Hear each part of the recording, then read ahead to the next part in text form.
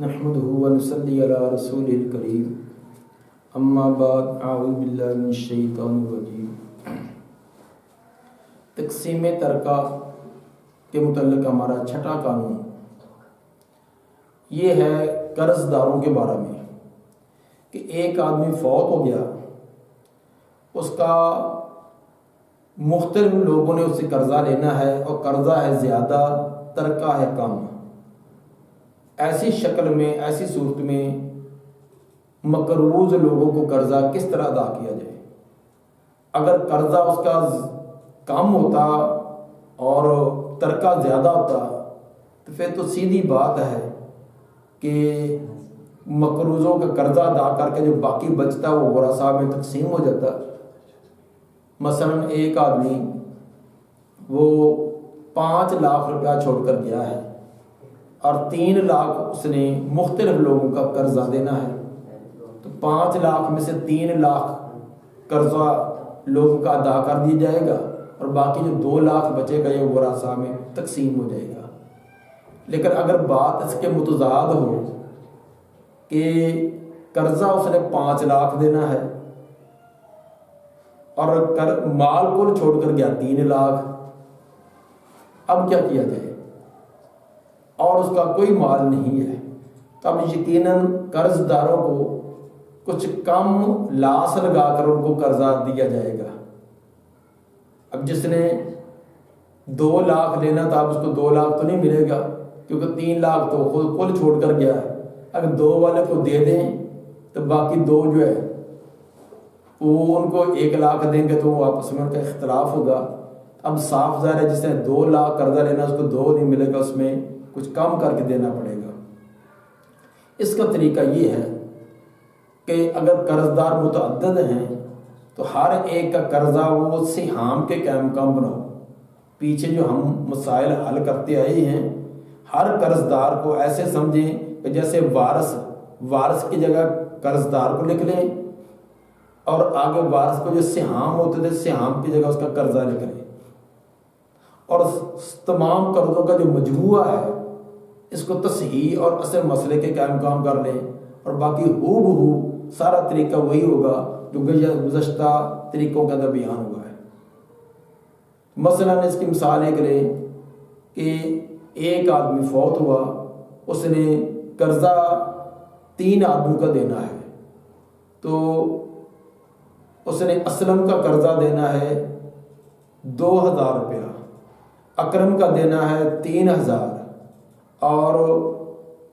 طلحہ کا دینا ہے 4000، اور جو چھوڑ کر گیا ہے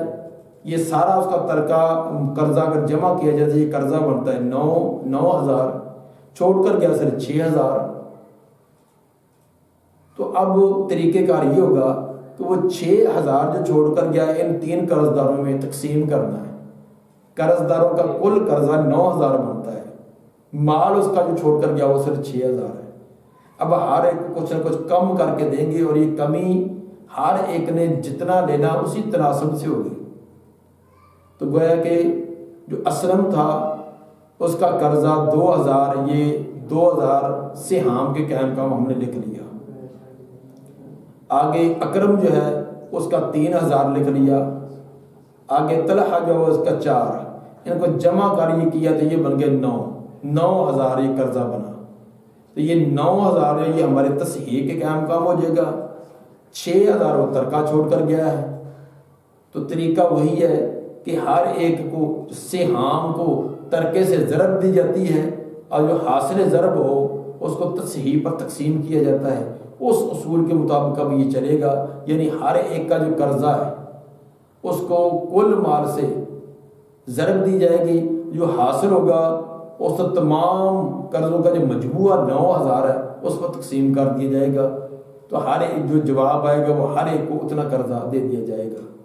تو یہ تھا کہ اگر فوت ہونے والے کے ذمے قرضہ ہے، قرضہ لینے والے متعدد افراد ہیں اور اس کا ترکہ جب وہ قرضے کو پورا نہیں کر سکتا تو ہر ایک کو کچھ کم کر کے قرضہ دیا جائے گا، اور کمی کا تناسب اسی اعتبار سے ہوگا جتنا انہوں نے مال لینا اسی کے اعتبار سے اس کے اندر کمی ہو جائے گی۔ دوسری بات گزشتہ درس میں یہ بات کہی گئی تھی کہ مسافت کے اور وزن کے پیمانے، تاکہ جب کوئی فوت ہونے والا ایسی زمین چیز چھوڑ کر گیا کہ جس کے اندر کوئی کسر واقع ہوتی ہے، تو اس کسر کو ہم کیسے حل کریں، اس کے پیمانے۔ تو جو پیمائش کے پیمانے ہیں، ماپنے کے، پیمائش کرنے کے، ان کا جو ہمارے ہاں پہلے پرانا طریقہ برطانوی اوزان چلتے تھے، اس کے اعتبار سے، کیونکہ آج بھی اکثر ہمارے وہی چلتے ہیں، اس اعتبار سے ان کے پیمانے ایسے بنیں گے کہ 12 انچ یہ برابر ہوتا ہے 1 فٹ کے، 12 انچ 1 فٹ برابر ہوتا ہے، اور 30 فٹ کی ایک سرسائی ہوتی ہے، 30 فٹ برابر ہے ایک سرسائی، اور 9 سرسائی کا ایک مرلہ ہوتا ہے، یعنی 9 سرسائی برابر ایک مرلہ، اور 20 مرلہ برابر ایک کنال، 20 مرلے ہوں تو ایک کنال جگہ بنتی ہے، اور 8 کنال کا 1 ایکڑ ہوتا ہے، 8 کنال ہو تو 1 ایکڑ ہوگا، اور 25 ایکڑ کا 1 مربع ہوتا ہے، اور 5 مربع اس میں 1 میل ہوتا ہے۔ تو یہ ہے ہمارا برطانوی اوزان جو ہمارے پہلے چل رہے تھے، اب اگرچہ وہ دوسرے پیمانوں کی شکل میں بھی آ چکے ہیں، لیکن عام ہمارے ہاں یہی چلتے ہیں۔ اسی طرح وزن کے پیمانے بھی ہیں کہ مثلا کہ سونا چاندی کس طرح کی چیز چھوڑ کر گیا ہے، تو ان کی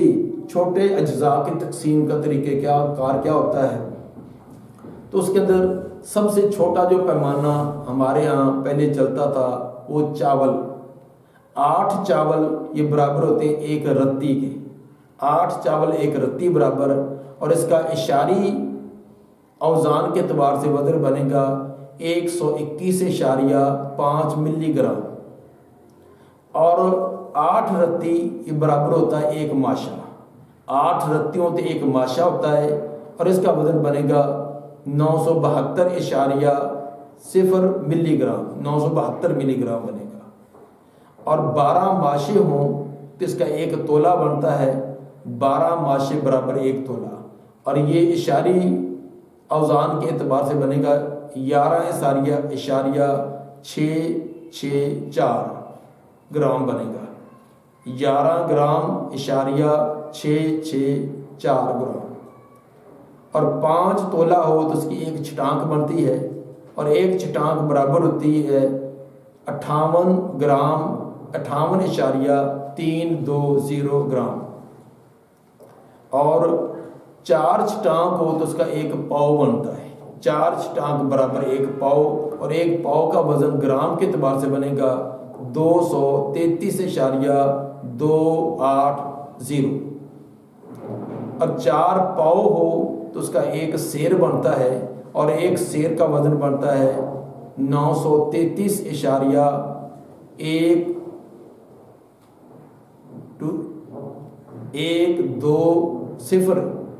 گرام بنے گا، یعنی 933 گرام اور 120 جس کو ہم کہیں گے، یہ اتنے گرام بنیں گے، اور 40 سیر اس کا 1 من ہوتا ہے، اور 1 من کا وزن بنے گا 37 کلو گرام اور 324 گرام، اور 27 من 22 سیر، 27 من اور 22 سیر ہو تو اس کا بنتا ہے 1 ٹن، اور 1 ٹن جو ہے یہ ہوتا ہے 1 میٹرک ٹن،